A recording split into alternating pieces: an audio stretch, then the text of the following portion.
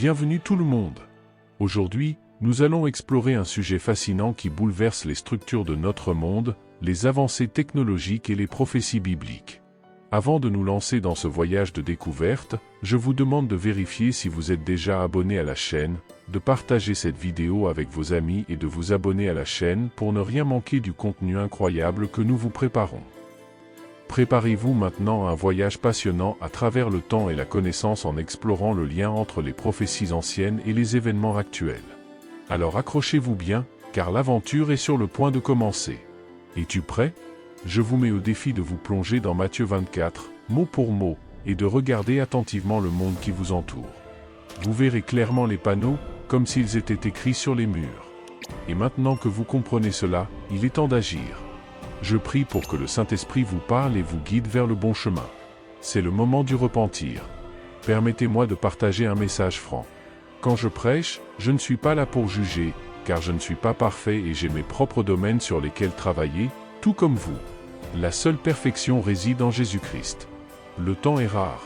Peu importe si Christ reviendra ou si nous le rencontrerons après la mort, le fait est que le temps est précieux. Quelle est l'inclinaison de votre cœur aujourd'hui? Êtes-vous en quête de sainteté? Sinon, il est temps de reconsidérer.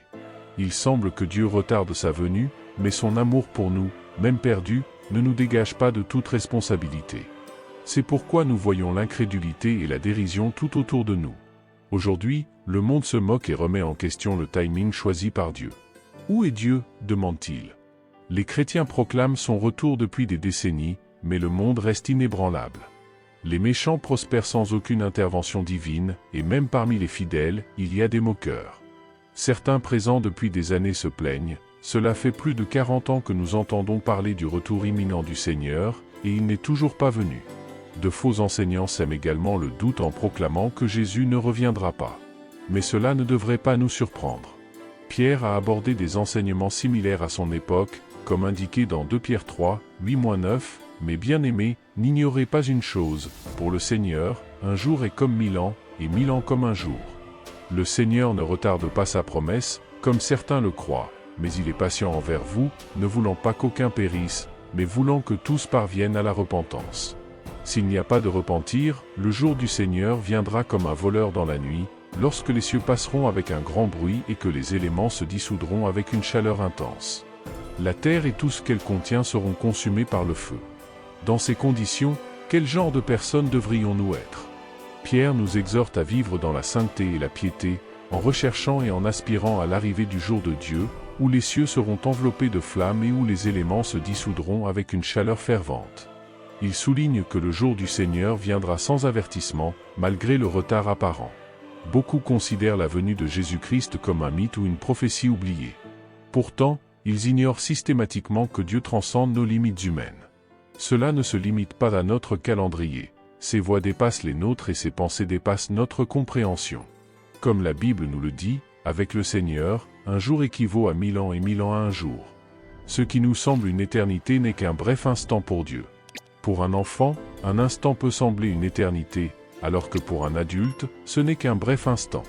Ce concept met en évidence la nature infinie de Dieu, contrairement à notre compréhension finie.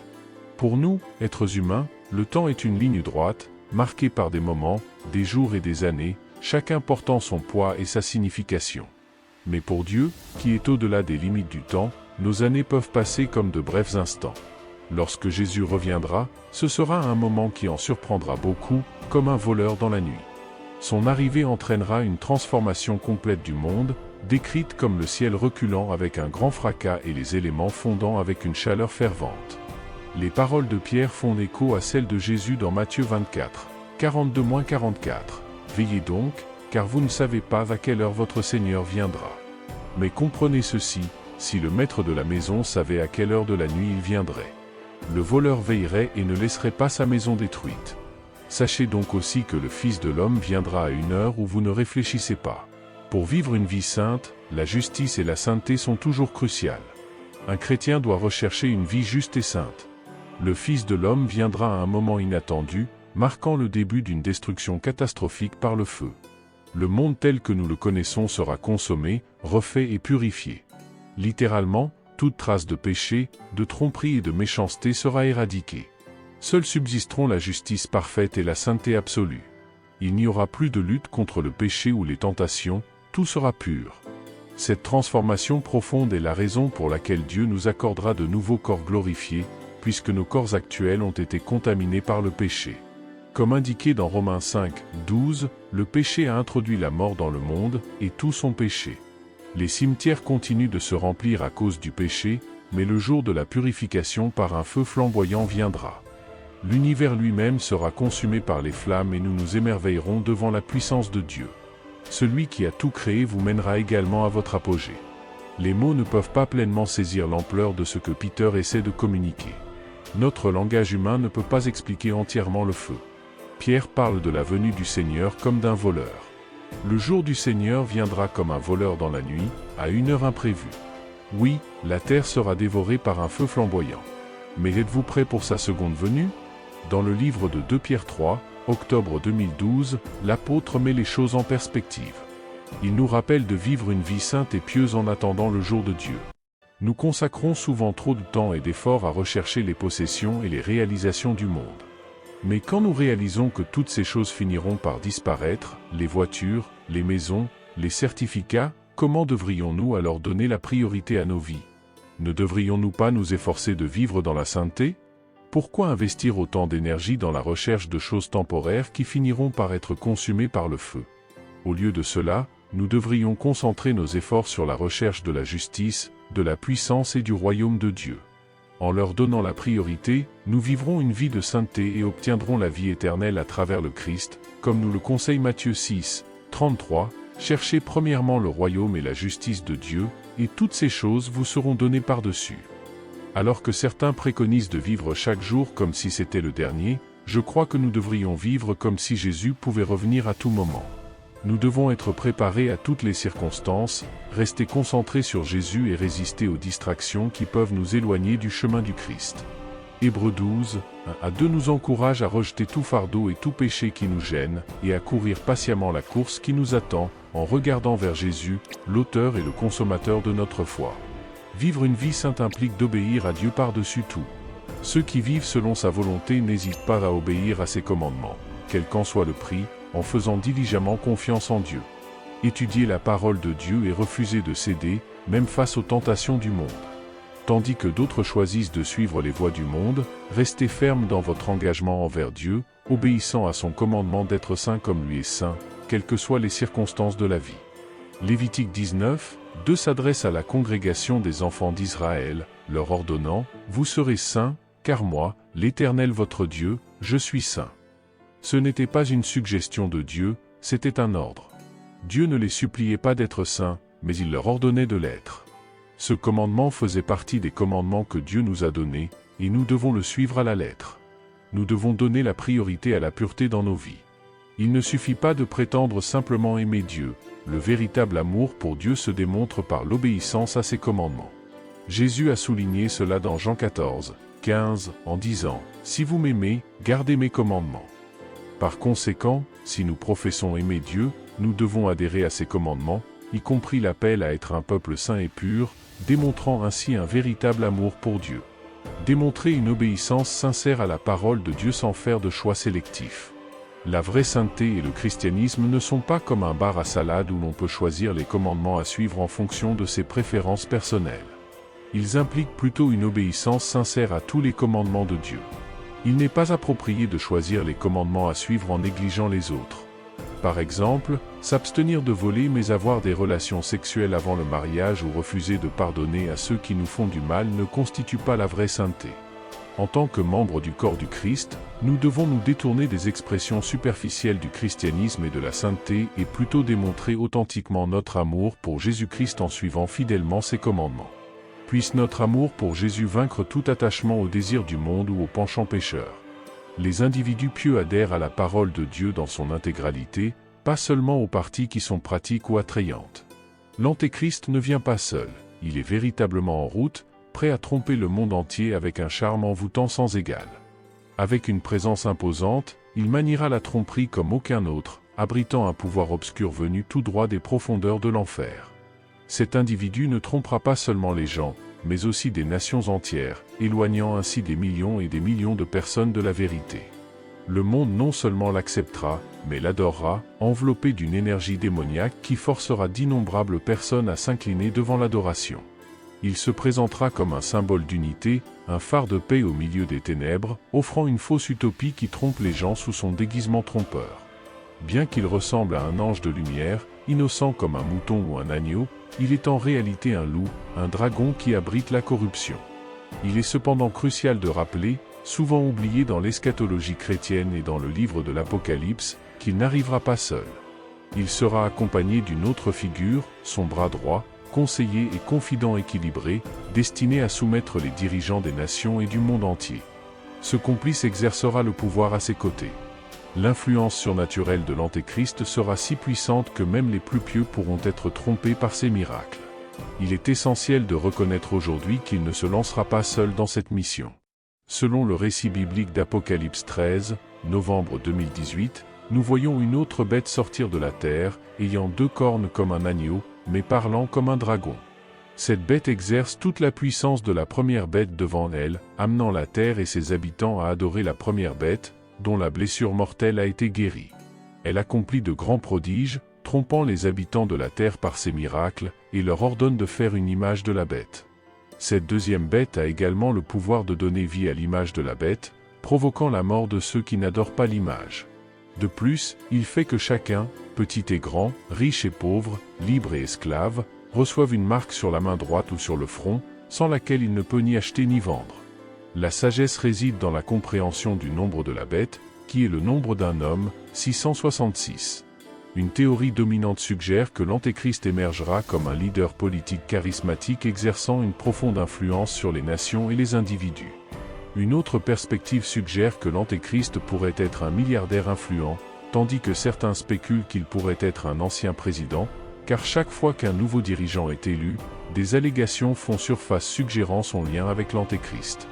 En outre, il existe l'hypothèse selon laquelle l'Antéchrist pourrait être un chef religieux à la tête d'une fausse religion ou une version apostate du christianisme. Avec autant de théories circulant sur son identité, il est essentiel de considérer la discussion autour du faux prophète avant de se pencher sur l'identité de l'Antéchrist.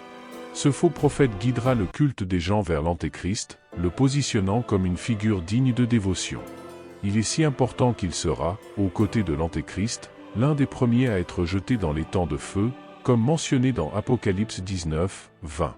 Ce verset souligne que l'Antéchrist et le faux prophète ne subiront pas de mort physique, mais seront jetés vivants dans les temps de feu brûlant de soufre. Alors que le reste de l'humanité devra faire face au grand jugement du trône blanc, ces deux-là ignoreront ce destin, renforcé par les forces de l'enfer lui-même. Il est intéressant de noter que la Bible ne précise pas l'emplacement exact du lac de feu.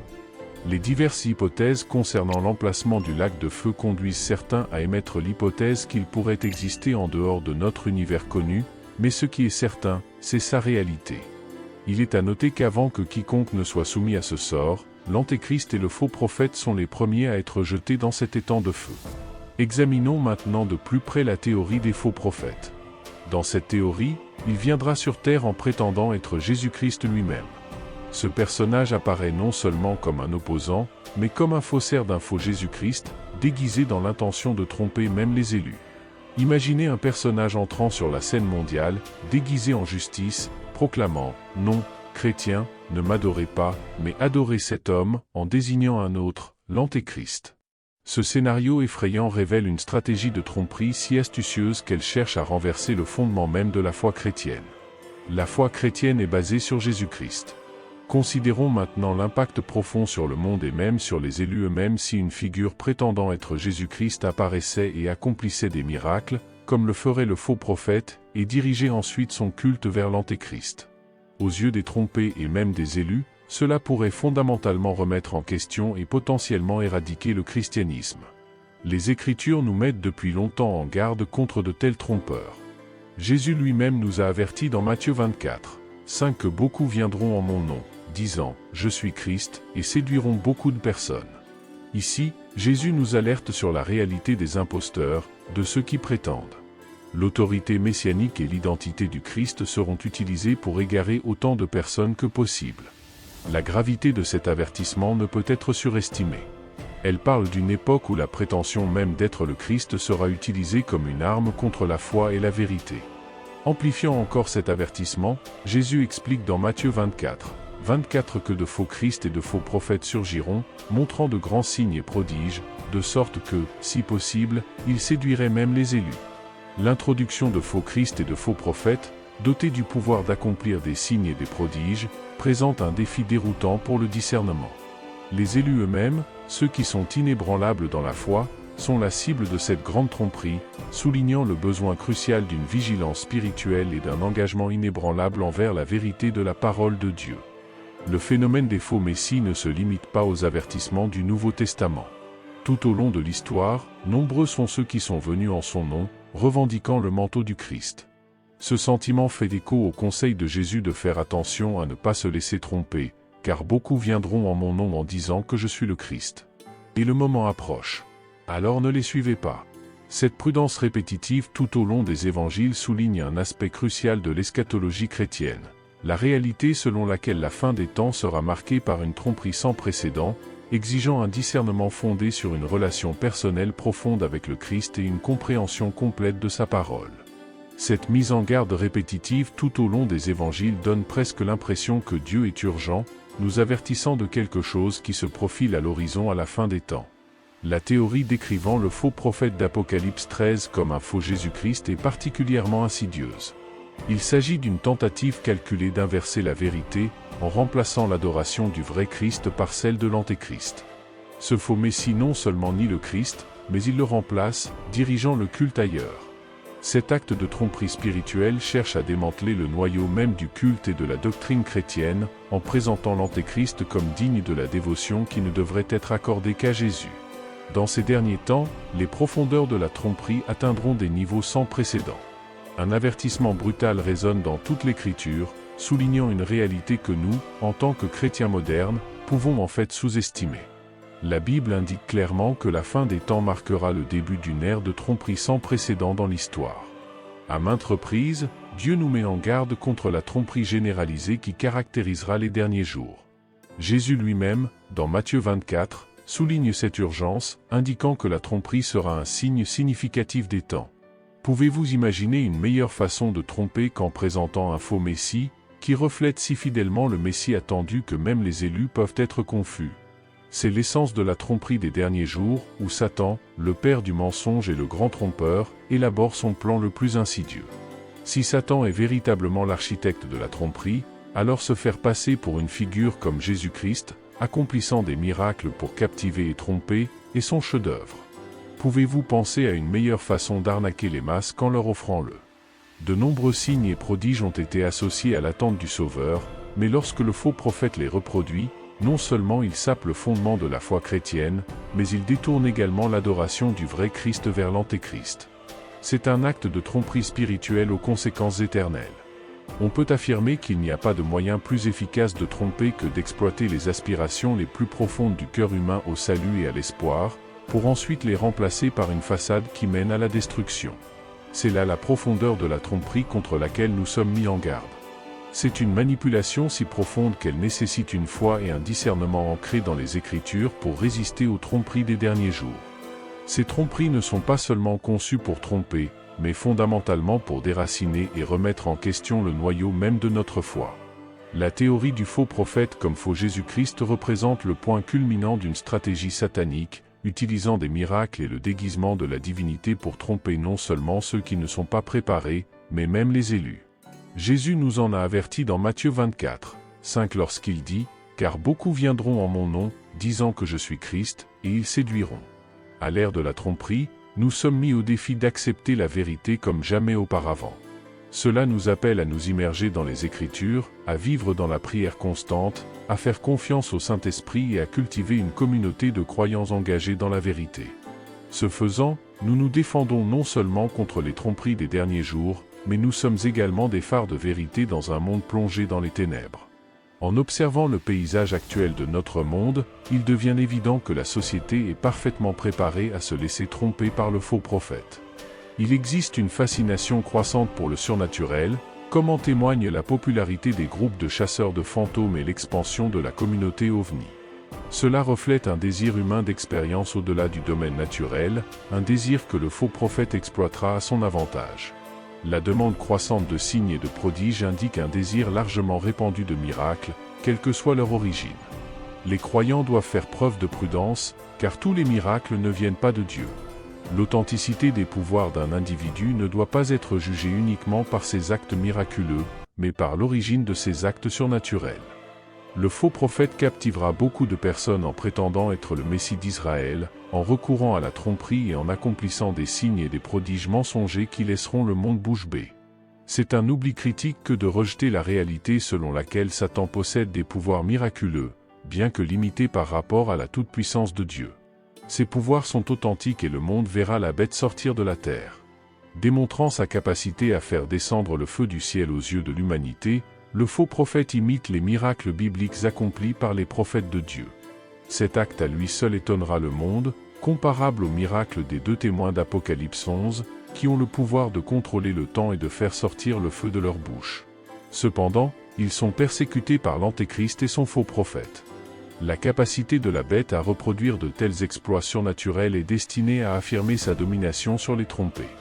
Le pouvoir du faux prophète de faire descendre le feu du ciel l'associe également à la figure biblique d'Élie, connu pour avoir fait descendre le feu du ciel. Cette association renforce encore l'autorité surnaturelle perçue du faux prophète.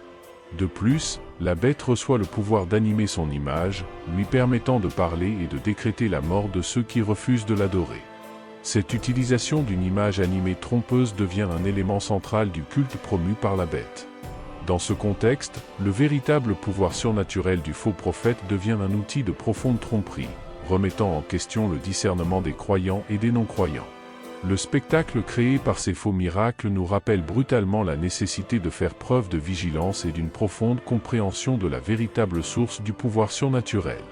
Avec les effets combinés des miracles accomplis par le faux prophète et les 2 bêtes, les gens seront attirés à recevoir la marque de l'Antéchrist. La bête forcera les gens à accepter la marque, tuant ceux qui refusent d'adorer l'image de la bête et les reniant. Ceux qui ne portent pas cette marque ne pourront pas acheter ou vendre, ce qui rendra leur vie insupportable. La bête contraindra les gens à adorer son image et à accepter sa marque afin de survivre. L'implication de l'adoration de la bête est claire. Ceux qui le font n'auront pas leur nom écrit dans le livre de vie. Personne qui adore la bête n'entrera dans le royaume de Dieu. Cela montre à quel point Dieu déteste le péché d'idolâtrie. Il nous a ordonné de ne servir aucun autre Dieu que lui, de ne nous prosterner devant aucune image. En tant que croyants, notre culte devrait être exclusivement dédié à Dieu. Par conséquent, quiconque reçoit la marque de la bête sera à jamais éloigné de Dieu, et sa destruction éternelle est certaine. Ils ont donné leur âme au diable comme une possession et ne peuvent plus être considérés comme faisant partie du peuple de Dieu. Malheureusement, les grands signes et œuvres manifestés par le faux prophète égareront ceux qui habitent sur terre. Le terrain sera fertile pour que les graines de tromperie plantées par le faux prophète se transforment en un monstrueux arbre d'idolâtrie. Le monde, désespéré de réponses et de solutions, sera prêt à être manipulé. Les gens, fatigués du chaos et de la confusion, chercheront un sauveur, sans se rendre compte qu'ils s'égarent. Cela se produira peu de temps avant l'arrivée de l'Antéchrist. Il est crucial que les enfants de Dieu soient enracinés dans sa parole, inébranlable et connaissant les temps. Une religion mondiale unique, une alliance contre nature de croyances et de doctrines, sera présentée comme la réponse à l'unité mondiale. C'est le moment pour les vrais disciples de Dieu de rester fermes dans leur foi et leur discernement, en résistant aux séductions du monde et en restant fidèles à la vérité. La paix. Cependant, c'est une tromperie, une contrefaçon de la véritable unité qui ne se trouve qu'en Christ. Le faux prophète tissera une tapisserie de mensonges, attirant les masses dans un réseau de tromperies avec ses paroles séduisantes et ses faux miracles. L'Antéchrist ne viendra pas seul, il s'armera d'autres forces qui l'aideront à réaliser son intention d'attirer de nombreuses âmes en enfer avant l'apparition finale. Nous devons faire attention à ne pas tomber dans la tromperie de ces ardents disciples, car l'esprit de l'Antéchrist est déjà dans le monde en cette époque de tromperie sans précédent. Notre résilience face à la vague de tromperie sera notre témoignage, faisant écho à la vérité durable de la souveraineté du Christ et du royaume inébranlable qu'il a promis. Prophétie numéro 1, le changement de société. Dans 2 Timothée 3, 1 à 5, Paul met en garde contre des temps dangereux à venir, décrivant une image effrayante de décadence morale et spirituelle. Cet extrait sert de miroir qui reflète l'état actuel de notre société, où les comportements et attitudes décrits sont de plus en plus répandus. C'est un signe significatif que les prophéties mentionnées dans les Écritures ne sont pas seulement des mots anciens, mais des vérités vivantes et respirantes qui se dévoilent sous nos yeux. Les attitudes si vivement décrites par Paul semblent prendre vie et se manifester dans notre vie quotidienne. En approfondissant ce passage, il devient évident que nous vivons à une époque marquée par un profond égocentrisme. C'est un thème qui résonne profondément dans notre génération, où élever l'ego au-dessus de tout est devenu la norme. Cet amour-propre contre lequel l'Écriture nous met en garde n'est pas un sens sain de respect de soi, mais plutôt un narcissisme enraciné qui place les désirs individuels au-dessus du bien-être des autres. La société nous encourage à nous aimer inconditionnellement, promouvant l'idée que cet amour-propre est la base d'une personnalité saine. Cependant, cela a conduit à une culture du narcissisme, où prédomine un égocentrisme et une admiration de soi excessif, souvent au détriment de l'empathie et de la compassion envers les autres. Dans cet environnement, les besoins et le bien-être de la famille et de la communauté sont souvent éclipsés par la recherche du plaisir et du gain personnel. Nous vivons à une époque où les gens pensent que le monde entier tourne autour d'eux, où prévaut l'attitude du « moi et seulement moi qui compte ». Tombez amoureux de vous-même, de vos péchés et de vos convoitises, négligez l'importance d'aimer votre famille, vos enfants et vos proches et de leur donner la priorité. Cet égoïsme se manifeste de nombreuses manières, comme le décrit Paul dans 2 Timothée, où les individus deviennent amoureux d'eux-mêmes au détriment de leurs relations et de leur communauté. Des traits tels que la trahison, l'entêtement et l'amour du plaisir plutôt que l'amour de Dieu sont des preuves évidentes de cet égocentrisme endémique dans notre société. D'une seule racine naît une focalisation écrasante sur la trahison de soi, où le gain personnel est valorisé avant la loyauté et la confiance. L'entêtement et la hauteur reflètent une arrogance qui ne tient pas compte des besoins des autres, tandis que la préférence pour le plaisir plutôt que la dévotion à Dieu révèle un profond désalignement des priorités. Nous vivons à une époque où les joies passagères du plaisir sont élevées au-dessus de la communion avec Dieu. Les hommes et les femmes donnent la priorité au plaisir plutôt qu'à leur dévotion à Dieu, cédant au péché et à la luxure à la recherche d'une gratification immédiate. Beaucoup sont séduits par les plaisirs éphémères du péché, choisissant la jouissance momentanée plutôt que la promesse de la vie éternelle avec Dieu. La recherche incessante du gain personnel, souvent aux dépens des autres, obscurcit les avertissements prophétiques selon lesquels une société perd son sens moral. Nous vivons dans une société où la soif incessante d'en savoir plus devient un cycle sans fin de vide. C'est une société qui déforme les valeurs, qualifiant le mal de bien et le bien de mal, célébrant et promouvant ce qui était auparavant considéré comme mauvais. Dans un scénario dynamique et stimulant aux yeux du Seigneur, la prophétie résonne, mettant en garde contre une culture imprégnée de péché, où l'arrogance et l'orgueil s'élèvent comme des tours imposantes. Dans ce monde, les individus n'hésitent pas à proclamer leur réalisation et leur statut sans une once d'humilité ou de grâce. Cette attitude, loin d'unir les gens, les sépare non seulement les uns des autres, mais aussi de Dieu. De ce comportement émerge une société qui exalte les louanges au détriment des actions altruistes et compatissantes. Les Écritures témoignent que les gens sont devenus amateurs de plaisir, reléguant au second plan leur amour pour Dieu. Une réalité effrayante est vraie aujourd'hui, où la recherche incessante de plaisirs éphémères et de sensations éphémères obscurcit la discipline spirituelle et la véritable dévotion. Vient ensuite la prophétie numéro 2, le début des douleurs. C'est une période annoncée avec clarté et détail qui donne à réfléchir. Elle marque l'avènement d'une série d'événements tous plus fréquents et intenses les uns que les autres. Ce sont les douleurs de l'accouchement d'une nouvelle création, criant à la rédemption. Cette période critique de la chronologie divine est caractérisée par des turbulences, des troubles et de l'angoisse. Des guerres et des conflits éclatent partout, les nations s'élèvent les unes contre les autres, tandis que famine, peste et tremblements de terre ravagent la terre. Nous assistons ainsi au prélude au grand point culminant de l'histoire. C'est un moment de décision, de réflexion et de préparation spirituelle pour ce qui est à venir. Puissions-nous, au milieu des ombres de l'arrogance et de l'importance de soi, trouver la lumière de l'humilité, de la compassion et du véritable amour, en recherchant la rédemption et la réconciliation avec le divin. L'augmentation précipitée des tremblements de terre tout au long du XXe siècle jusqu'à nos jours constitue un avertissement frappant du début des prophéties sur les chagrins du monde.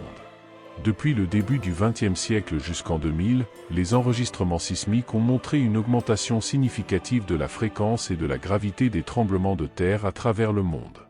Ce qui était autrefois un événement rare, avec moins de 100 tremblements de terre significatifs par décennie, est devenu une réalité alarmante, avec plusieurs centaines d'événements de ce type survenant chaque année à la fin du siècle. Ces tremblements de terre ne sont pas de simples chiffres sur un tableur, mais sont le signe clair d'une période d'une importance sans précédent. Ils nous rappellent que nous vivons à une époque de défis profonds mais aussi d'opportunités sans précédent. Les tremblements de terre sont un appel à la vigilance, à la prière et à un engagement renouvelé à vivre notre foi avec urgence et compassion. Lorsque nous observons le monde qui nous entoure, il est impossible d'ignorer la fréquence et l'intensité croissante de ces douleurs. Des guerres et des conflits éclatent avec une régularité alarmante, laissant derrière eux une traînée de dévastation et de désespoir. Les famines et les épidémies ravagent les communautés, tuant des vies et causant des destructions. Et au milieu de tout cela, la terre elle-même gémit de tremblements de terre, comme si elle faisait écho au tumulte et aux convulsions de l'humanité. C'est un signe clair que nous vivons une époque extraordinaire, où chaque tremblement de la terre nous rappelle la manifestation imminente d'anciennes prophéties. Les catastrophes naturelles, aussi alarmantes soient-elles, ne sont pas de simples accidents. Ils résonnent comme des cris divins à la rédemption, nous invitant à transcender l'éphémère et à fixer notre regard sur l'éternel.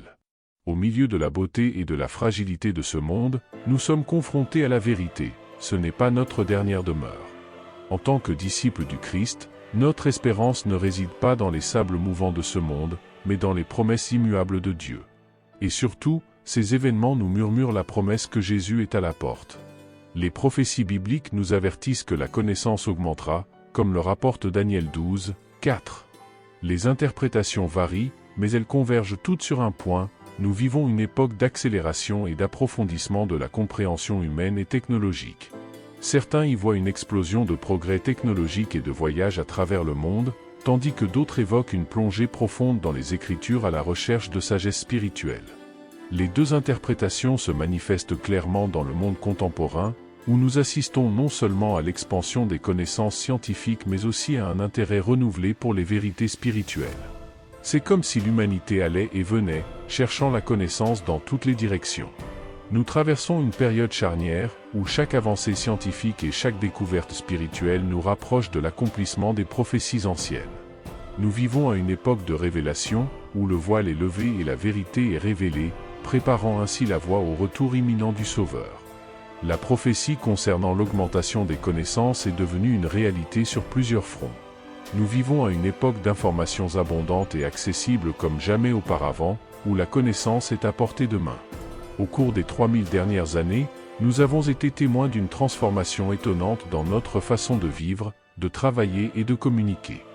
Depuis les premiers outils en pierre jusqu'aux technologies de pointe en biotechnologie, nanotechnologie et informatique quantique du XXIe siècle, les progrès des connaissances ont été remarquables. Chaque décennie semble apporter une croissance exponentielle, accélérant le rythme de l'innovation et nous émerveillant devant les merveilles technologiques qui nous entourent. Le rythme de l'acquisition des connaissances et de l'innovation n'est pas seulement constant, il est exponentiel. La révolution industrielle a été un moment crucial dans ce processus, marquant le début d'une trajectoire ascendante pour la connaissance humaine. SpaceX, fondé par Elon Musk en 2002, illustre cette étonnante avancée, transformant notre compréhension de l'espace en seulement 2 décennies. Il y a à peine 2 siècles, le cheval était le principal moyen de transport. Aujourd'hui, des entreprises privées explorent l'espace et révolutionnent l'industrie aérospatiale. Nous assistons non seulement à une augmentation des capacités humaines, mais à une multiplication de celles-ci, portée par la recherche incessante de connaissances et d'innovation. SpaceX ne vise pas seulement les étoiles, il élabore des projets audacieux pour coloniser d'autres planètes. En seulement 2 décennies, le parcours de cette entreprise témoigne des progrès rapides de la technologie et de l'intellect humain. Révolutionnant les voyages spatiaux, SpaceX a développé des fusées réutilisables comme la Falcon 9, réduisant drastiquement le coût de l'accès à l'espace. Le vaisseau spatial Dragon, développé par SpaceX, a joué un rôle clé dans le réapprovisionnement de la Station spatiale internationale, marquant des avancées significatives dans les missions spatiales. Et maintenant, avec Starship en développement, SpaceX est sur le point de concrétiser le rêve d'envoyer des humains sur Mars, transformant ainsi la science-fiction en une réalité tangible. Ce qui rend SpaceX encore plus remarquable, c'est son pionnier dans l'industrie spatiale privée. Ce passage des programmes spatiaux gouvernementaux aux entreprises privées représente un changement important dans le paradigme et les connaissances humaines, reflétant notre compréhension croissante de la technologie et de notre potentiel dans l'univers. L'existence d'entreprises comme SpaceX remet en question la notion de possible. Il y a quelques décennies, l'idée d'une entreprise privée dirigeant l'exploration spatiale et planifiant la colonisation de Mars aurait été considérée comme inconcevable. Pourtant, nous assistons à l'innovation privée qui nous propulse vers un avenir qui n'existait auparavant que dans l'imagination. Ce bond extraordinaire en termes de connaissances et de capacités en si peu de temps est véritablement miraculeux et s'aligne parfaitement avec la prophétie de Daniel concernant une connaissance accrue. Nous vivons à une époque où les limites de la réussite humaine sont remises en question et redéfinies. Constamment motivés par le rythme rapide des progrès technologiques de notre époque, nous assistons clairement à la réalisation de prophéties formulées il y a des milliers d'années. SpaceX n'est qu'un exemple des nombreuses avancées extraordinaires de notre époque, allant de l'exploration spatiale aux subtilités de la physique quantique. L'augmentation des connaissances est évidente partout, ne se limitant pas à la simple accumulation de faits, mais englobant une compréhension croissante de l'univers et de la place que nous y occupons. Cette incroyable augmentation des connaissances et des capacités nous rappelle la nature prophétique du livre de Daniel. Même s'il vivait à une époque où de tels progrès étaient inimaginables, Daniel a prophétisé une époque où la connaissance se multiplierait et où les gens parcouraient de grandes distances. Cette prophétie s'avère étonnamment alignée avec notre réalité actuelle. Alors que nous contemplons SpaceX et nos progrès technologiques plus larges, nous nous souvenons de la vérité intemporelle des Écritures et du déploiement du plan souverain de Dieu à travers l'histoire. Alors que nous nous émerveillons devant les réalisations de notre époque, nous devons nous souvenir de la source de toute sagesse et de toute connaissance, ainsi que des paroles prophétiques qui ont prédit ces temps remarquables. La deuxième interprétation de Daniel 12, 4 offre une perspective qui suscite la réflexion sur la croissance spirituelle. Cela suggère que la quête de l'humanité va au-delà des simples réalisations physiques ou de l'acquisition de connaissances matérielles. Au lieu de cela, il met l'accent sur une plongée profonde dans l'illumination spirituelle, en particulier en ces derniers jours où les gens se tournent vers les Écritures pour les comprendre et expérimenter une augmentation remarquable. La connaissance spirituelle, selon des théologiens et des biblistes estimés, va au-delà de la vitesse des transports modernes ou des progrès de l'éducation laïque. C'est un voyage de découverte de la parole de Dieu. À mesure que nous approchons de la fin des temps, on constate une augmentation significative du nombre de personnes recherchant des conseils, de la clarté et un aperçu des Écritures prophétiques. Ce point de vue reste tangible à notre époque. Nous sommes témoins d'une compréhension et d'une appréciation sans précédent des prophéties bibliques, inégalées à aucune époque antérieure. Le réservoir de connaissances dont dispose notre génération concernant les Écritures est inégal. Les avancées technologiques, souvent citées dans la première interprétation, jouent également un rôle crucial pour faciliter cet éveil spirituel. Avec la révolution numérique, la Bible est devenue plus accessible que jamais, disponible dans de multiples formats et plateformes de traduction. Que ce soit à travers les pages physiques d'un livre, une version audio lors d'un trajet ou un verset numérique sur un smartphone, la parole de Dieu est omniprésente, invitant à l'exploration et à la réflexion. Internet est devenu un outil puissant pour étudier les Écritures, permettant des recherches rapides et complètes et favorisant des communautés mondiales de croyants intéressés par le partage d'idées, d'interprétations et de témoignages. Nous vivons à une époque de renouveau spirituel, où la recherche de la connaissance divine est plus accessible et plus dynamique que jamais. Nous vivons à une époque d'accès à la sagesse biblique, où la clarté et la profondeur de la compréhension de la parole de Dieu sont des réalités facilitées par une abondance de ressources, allant des commentaires approfondis aux sermons éclairants en ligne. Dans la prophétie numéro 4, les moqueurs des derniers jours jouent un rôle important. Un moqueur, dans ce contexte, est celui qui se moque du Christ, ridiculise les choses de Dieu et s'oppose à l'Évangile. Le rôle des moqueurs dans les derniers jours deviendra plus prononcé à mesure que le diable les parrainera dans le cadre de ses stratégies de la fin des temps visant à décourager les croyants de servir Dieu. Ils sont agités par l'esprit de l'Antéchrist, qui se manifeste dans le rejet de la divinité du Christ. Comme le déclare 1 Jean 4, 3, « Tout esprit qui ne confesse pas que Jésus-Christ est venu dans la chair n'est pas de Dieu, et c'est l'esprit de l'Antéchrist. » Cet esprit est déjà présent dans le monde, préparant la voie à l'arrivée de l'Antéchrist. Il y aura un jour où une figure, une incarnation de l'Antéchrist, se manifestera. Bien que cet homme ne se soit pas encore pleinement révélé, son esprit de tromperie et de rébellion est déjà présent, travaillant subtilement pour tromper et induire en erreur les imprudents. Les moqueurs, ceux qui se moquent et ridiculisent les disciples du Christ, font partie de cette stratégie de déstabilisation spirituelle. Il est essentiel de rester vigilant et ferme dans la foi face à ces défis, en se souvenant toujours des promesses et des conseils contenus dans la parole de Dieu. Il faut être vigilant, attentif aux moqueurs qui se moquent du Tout-Puissant et de ses enfants. Par leurs paroles sournoises et leurs provocations, ils tenteront de vous détourner du fondement de votre foi, du chemin droit et étroit de la justice et de la piété que vous avez choisi, le chemin qui mène à la vie éternelle.